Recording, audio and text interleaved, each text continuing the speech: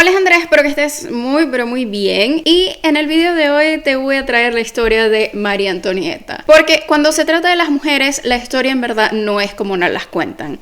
Pero antes de todo esto te quiero pedir que por favor, si no te has suscrito, te suscribas a mi canal. Dale click.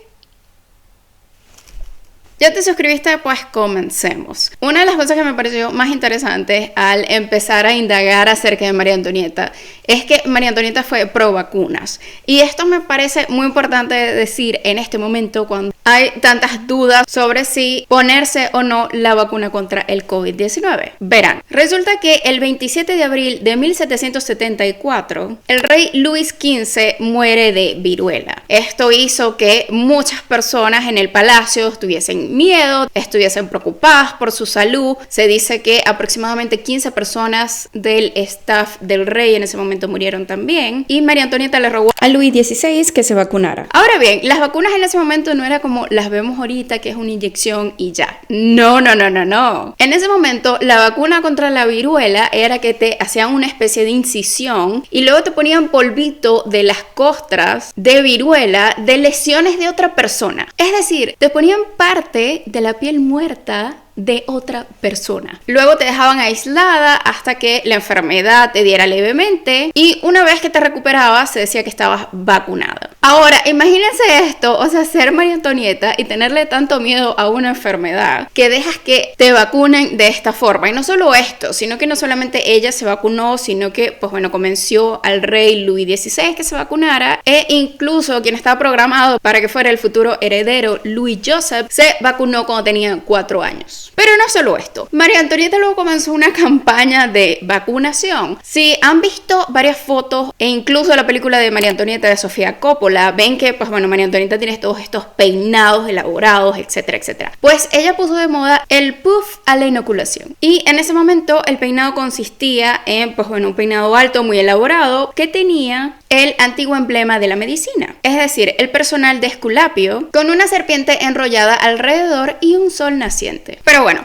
suficiente de las vacunas. María Antonieta nació en Viena en noviembre de 1755 y fue hija del emperador Francisco I y su esposa María Teresa. María Teresa ganó todo lo que es el juego o el rol de ser reina, porque a ver, en esa época la labor de ser reina era básicamente verte bonita y tener un montón de hijos. Y María Teresa tuvo 16 hijos, es decir, esa mujer estuvo básicamente todo el tiempo embarazada. Y a diferencia de muchas princesas, María Antonieta en verdad no recibió mucha educación porque ella era de las hijas menores, entonces en verdad de ella no se esperaba mucho. El problema es que 2 de sus hermanas mayores murieron por viruela y su madre, María Teresa, quien estaba actuando como emperatriz luego de la muerte de su esposo, quería establecer una alianza con Francia después de, bueno, una guerra terrible. Así fue como a los 12 años María Antonieta fue entonces prometida al delfín de Francia, Luis XVI. Una de las cosas interesantes de este matrimonio es que el matrimonio se hizo por poder. Entonces en verdad María Antonieta se casó con Luis XVI sin ni siquiera haberlo conocido. En la ceremonia, quien estaba puesto por Luis XVI era uno de los hermanos de María Antonieta. En 1770 es que María Antonieta finalmente fue enviada a Francia y esto fue súper traumático porque fue una entrega en medio de la ciudad de Kiel, lo que es ahorita Alemania, y se eligió esta ciudad porque era un punto intermedio entre Francia y Austria. Y justo cuando llega a esa ciudad, María Antonieta se tuvo que quitar toda su ropa, tuvo que dejar su carruaje austríaco, tuvo que dejar a todas las damas que venían con ella e incluso tuvo que dejar a su perrito Mops. Luego, finalmente llega el día de la boda. María Antonieta tenía 14 años, Luis XVI tenía 15 y la ceremonia fue en Versalles. Una de las cosas que hay que mencionar de Versalles es que este palacio se construyó para que estuviera todo el mundo, o sea, todo el mundo que medio tuviese algo que ver con el rey viviera allí. Y esto fue como una táctica del rey porque él decía, bueno, si todo el mundo está viviendo en un mismo sitio, va a haber más preocupación acerca del chisme, acerca de quién está teniendo un amorío con quién está haciendo qué, y nadie va a intentar derrocarme. Como ya vimos, esto no funcionó así, pero pues bueno, esa era la idea. Pero bueno, María Antonieta tenía 14 años cuando se casa y pues bueno, la labor de la reina, como ya dije, era verse bonita y tener hijos, producir herederos. Y en verdad en ese momento nadie esperaba que María Antonieta tuviese hijos rápidamente porque pues bueno, era una niña. El problema fue que María Antonieta se tardó 7 años en dar a luz a su primera hija. Evidentemente todo esto trajo una serie de rumores en Francia porque Francia había salido de una guerra con Austria y todavía venían a María Antonieta como una persona extranjera, como que ya no era la reina, sino que era como que la austríaca. Y pues bueno, comenzaron un montón de rumores de que si ella era lesbiana, de que si era esto, de que qué estaba haciendo, que no estaba trayendo a Luis XVI, etcétera, etcétera. Pero aparentemente todo esto fue culpa de Luis XVI por 2 razones. La primera era que a él le dolía cuando tenía erecciones y la segunda hipótesis es que él no sabía nada de educación sexual. Entonces pues bueno, eventualmente el hermano de María Antonieta va y la visita, habla con Luis XVI y luego de allí es que pues bueno, finalmente María Antonieta sale embarazada. Como dije anteriormente, cuando María Antonieta llegó a Versalles era una niña y yo siento que esto tiene mucho que ver con su reputación, porque pues bueno, si tú eres una niña y vives en este ambiente súper privilegiado, evidentemente lo que vas a querer hacer es echar chismes y verte bonita y ser una persona superficial. Y siento que mucha de la culpa de todo esto que se le da a María Antonieta tiene más que ver con el ambiente que con lo que ella era en realidad. Una de las crisis más famosas se dio porque ella tenía muchos problemas con Madame du Barry, que era la amante oficial de Luis XV. Y en ese momento ser amante oficial era un cargo. O sea, tú tenías tus habitaciones, tenías tu salario, etcétera, etcétera. Y no solo esto, sino que no cualquier persona podía ser amante del rey, sino que tenías que tener un título nobiliario. O sea, era literal un cargo al cual aplicar. Pero bueno, María Antonieta pensaba que Madame du Barry era una mujer poco agraciada, que no se veía bien, etcétera, etcétera, y dejó de hablarle porque, pues bueno,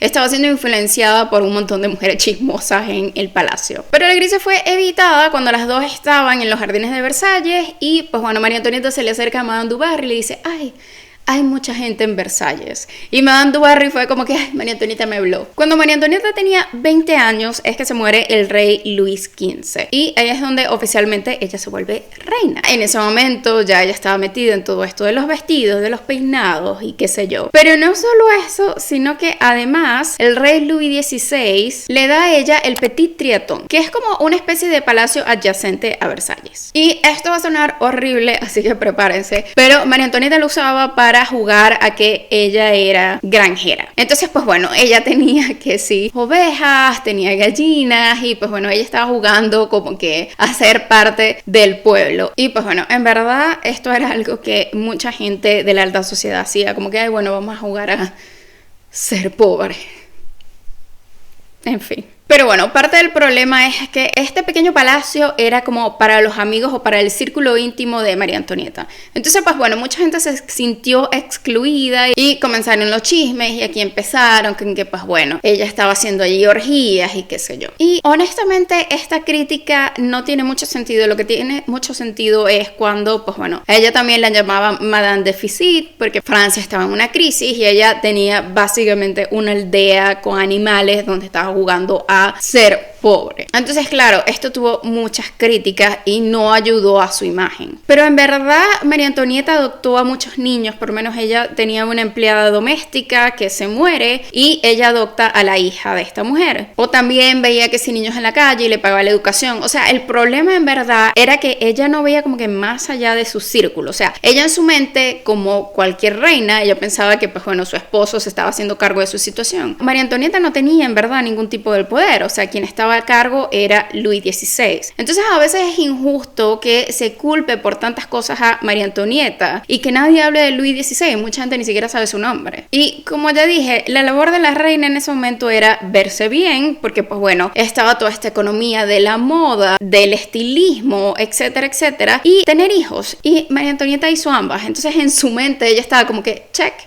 Ahora, algo que vale la pena destacar es que la mamá de María Antonieta le escribió varias veces diciéndole que dejara de gastar tanto dinero en ropa. Pero, pues bueno, Yo siento que muchas veces uno no escucha los consejos de sus mamás hasta que es muy tarde. Otra de las cosas que vale la pena destacar es el amorío, entre comillas, y lo voy a poner entre comillas porque nadie sabe si en verdad pasó o no, entre María Antonieta con Hans Axel von Fersen, quien fue un conde sueco y un teniente general del ejército de Suecia. Ellos se conocieron en un baile en París en 1774 y pues bueno, se empezaron a intercambiar cartas que bueno, a veces eran cosas tan aburridas como ay, no sé dónde voy a poner una estufa, pero en otra ella le escribió puedo decirte que te amo. Y él una vez le escribió a su hermana diciéndole que no podía pertenecer a la única persona a la que quería pertenecer. Pero como dije, aquí en verdad no sabemos si esto se consumó o si fue solamente como que una relación platónica, porque muchas de las cartas luego fueron destruidas, así que pues bueno, no podemos leer más allá. Pero pues bueno, evidentemente todo esto ocasionó una serie de rumores que no ayudaron a todo lo que era la imagen de María Antonieta. Pero bueno, ahora vamos a hacer un espacio para una de las historias más controversiales de María Antonieta y la razón por la cual, según Napoleón, se detonó la Revolución Francesa. Esta historia tiene de todo, tiene catfish, tiene una prostituta bajo la luz de la luna y tiene un collar valorado en este momento en 4.5 millones de dólares. Verán, resulta que Luis XV le manda hacer a su amante, Madame du Barry, un collar, pues bueno, súper estrambótico con un montón de diamantes al joyero Bomer. Pero pues bueno, Luis XV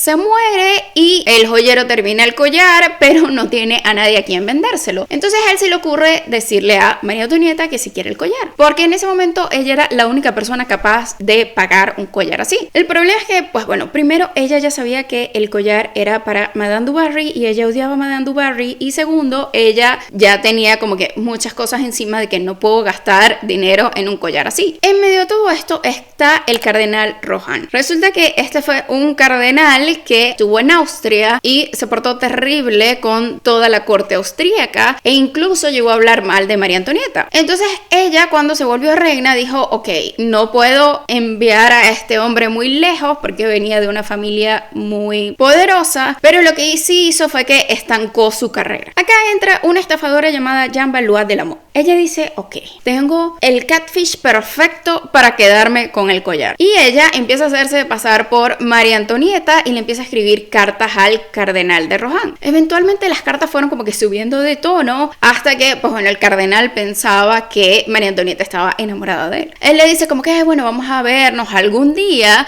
y Jeanne Valois de la Motte lo que hace es que contrata a una prostituta para que se haga pasar por María Antonieta. Aparentemente esta prostituta era muy famosa por su parecido con María Antonieta, pero igual esto es como que un poco raro. Vale la pena destacar que en ese momento ya Jeanne Valois de la Motte le había sacado mucho dinero al cardenal de Rohan, porque pues bueno, siempre le escribía como que ay bueno, necesito dinero para obras de caridad, etcétera, etcétera, y el cardenal se lo daba. Pero pues bueno, ella quería tener el collar. Entonces le escribe al cardenal de Rohan que compre el collar por ella, haciéndose pasar ella por María Antonieta. El cardenal de Rohan contacta al joyero y se hace aval de que él luego le va a pagar el collar. Pero los días pasan, él le entrega el collar y no vuelve a escuchar más nada de María Antonieta. Así que un día se arma de valor y dice ok, voy a ver qué fue lo que pasó, y decide hablar con María Antonieta. Y María Antonieta está como que ¿qué collar? ¿De qué me estás hablando? Yo te odio. Y eventualmente él le muestra todas las cartas y se dan cuenta que las cartas estaban firmadas bajo el nombre de María Antonieta, pero las reinas siempre firman bajo su nombre bautismal. Es decir, María Antonieta firmaba como María Antonia. Esto se pudo haber quedado así, pudo haber quedado como que un episodio vergonzoso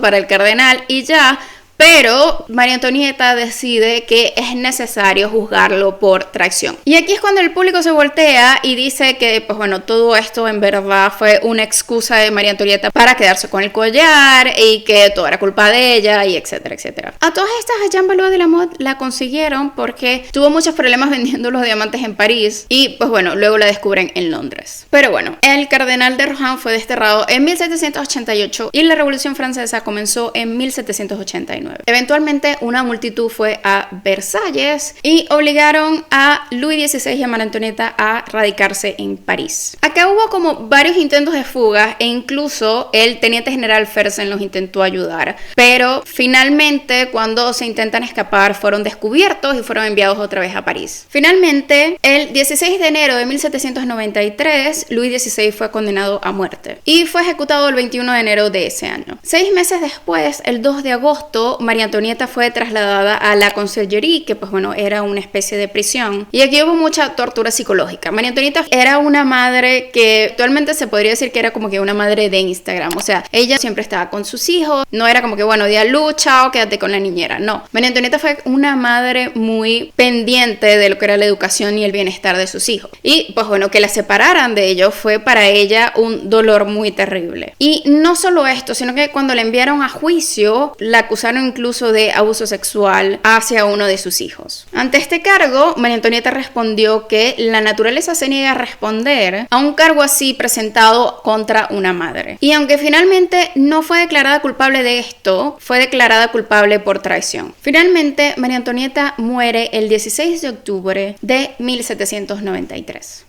Ahora bien, quiero dejar claro al final de este video que si bien siento mucha empatía hacia María Antonieta, porque siento que es un personaje que se ha vuelto como esta mujer terrible a través de la historia, como dije anteriormente, las reinas no tenían en verdad poder. Entonces vale mucho la pena pensar por qué tenemos tanto resentimiento y hablamos tan mal de una mujer y no sentimos nada de esto hacia Luis XVI, quien era en verdad el que estaba a cargo del país. Otra de las cosas que quiero aclarar es que María Antonieta nunca dijo que comieran pastel. Esta frase apareció en un libro de Rousseau, donde él hablaba de una princesa que, pues bueno, cuando le contaron sobre el sufrimiento de su pueblo, dijo, ah, bueno, que comieran pastel. Pero en ese momento María Antonieta tenía 10 años. Igual siento que la frase sirvió para, pues bueno, hacer todo este personaje mitológico acerca de una mujer que es terrible, que es superficial, que es esto y que es aquello. Y al final, en verdad, esta historia se trata de una mujer que en el fondo ya pensaba que, pues bueno, su esposo estaba haciendo una buena labor. Así que bueno, ¿qué les pareció a ustedes todo esto? Déjenme en los comentarios. Si les gustó este video, denle me gusta, suscríbanse al canal y nos vemos en la próxima.